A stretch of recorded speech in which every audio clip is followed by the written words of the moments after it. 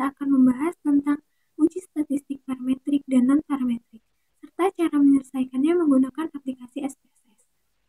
Tanpa berlama-lama, langsung saja kita masuk ke uji yang pertama, yaitu uji statistik parametrik. Nah, apa sih yang dimaksud dengan uji statistik parametrik? Jadi, statistik parametrik adalah ilmu yang diterapkan pada data yang memiliki sebaran atau data yang berdistribusi normal. Nah, jika data tersebut tidak berdistribusi normal, maka kita akan menggunakan uji statistik non-parametrik. Nah, metode yang dilakukan untuk uji statistik parametrik yang pertama itu, kita harus menentukan apakah data tersebut berdistribusi normal dengan menggunakan uji normalitas. Nah, di uji normalitas itu kita bisa menggunakan uji Kolmogorov-Smirnov. Nah, setelah data terbukti normal, maka kita akan melanjutkan menggunakan uji homogenitas, yaitu kita bisa menggunakan uji Levenet. Setelah terbukti homogen dan normal, maka selanjutnya kita akan menggunakan uji T, yaitu untuk memastikan apakah hipotesis yang telah kita buat itu diterima atau ditolak. Jadi kita masuk ke langkah-langkah menyelesaikan uji statistik parametrik menggunakan aplikasi SPSS.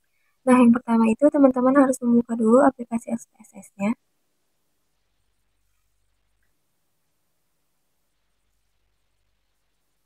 Setelah terbuka, kita ke variabel view terlebih dahulu. Kemudian kita klikkan yang pertama itu untuk hasil. Yang kedua itu kelas. Nah, kemudian untuk values-nya kita boleh masukkan value 1 itu untuk labelnya kelas eksperimen. Kita add-kan. Kemudian untuk value yang kedua, labelnya itu kelas kontrol. Kita add, kemudian klik OK. Nah, kemudian kita ke data view. Nah, tampilannya akan seperti ini, lalu kita masukkan data yang sudah kita punya. Nah, data yang sudah kita punya itu dari nilai n-gain, kemudian tinggal kita copy.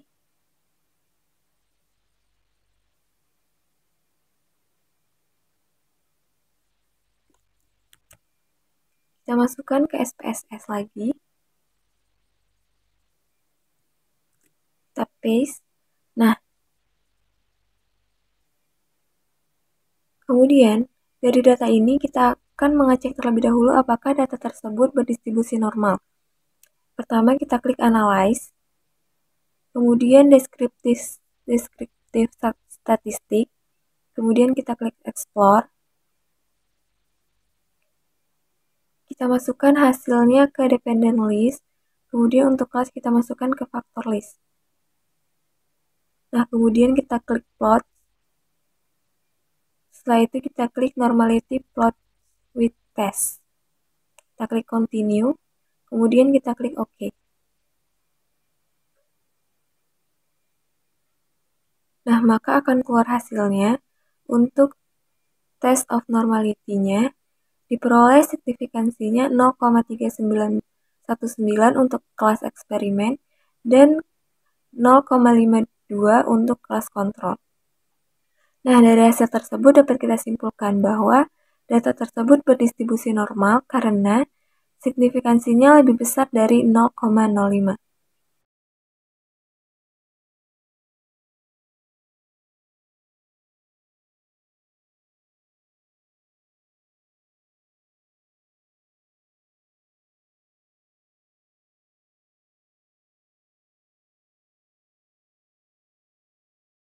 Terbukti data tersebut berdistribusi normal, langkah selanjutnya kita akan membuktikan apakah data tersebut homogen atau tidak.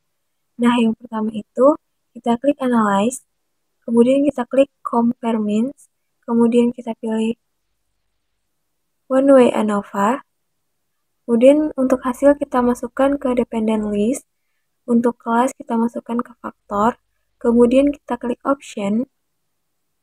Nah, kita akan pilih homogeneity of variance test. Kita klik, kemudian kita klik continue. Oke.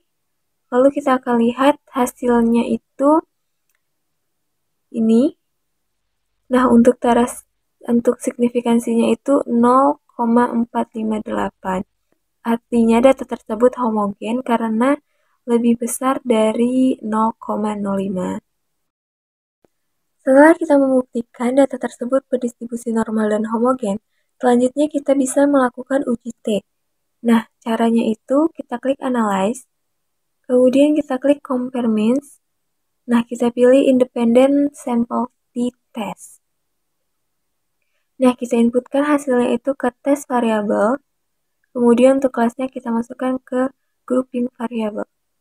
Nah, kita klik dulu define groups-nya. Kita masukkan grup yang pertama itu kodenya 1, dan untuk grup yang kedua itu kodenya 2. Kita klik continue. Kemudian kita klik OK. Nah, maka kita akan lihat hasil dari t-test untuk data tersebut. Nah, hasilnya itu ini.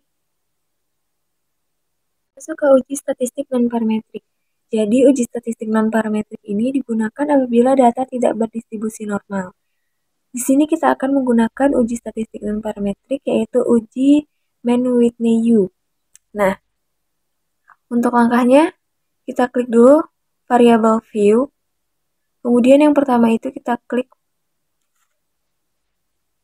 hasil. Untuk yang kedua itu kita klikkan kelas. Kemudian desimalnya kita boleh ubah 0. Nah, untuk values-nya itu kita masukkan value yang pertama. Labelnya itu kelas eksperimen. Kita add. Kemudian untuk value yang kedua, labelnya itu kelas control. Kemudian kita add, kita klik OK. Nah, kita ke data view, kita akan masukkan data yang sudah kita punya. Nah, ini data yang sudah kita punya, kita masukkan, kita klik copy. Kemudian kita masukkan ke SPSS.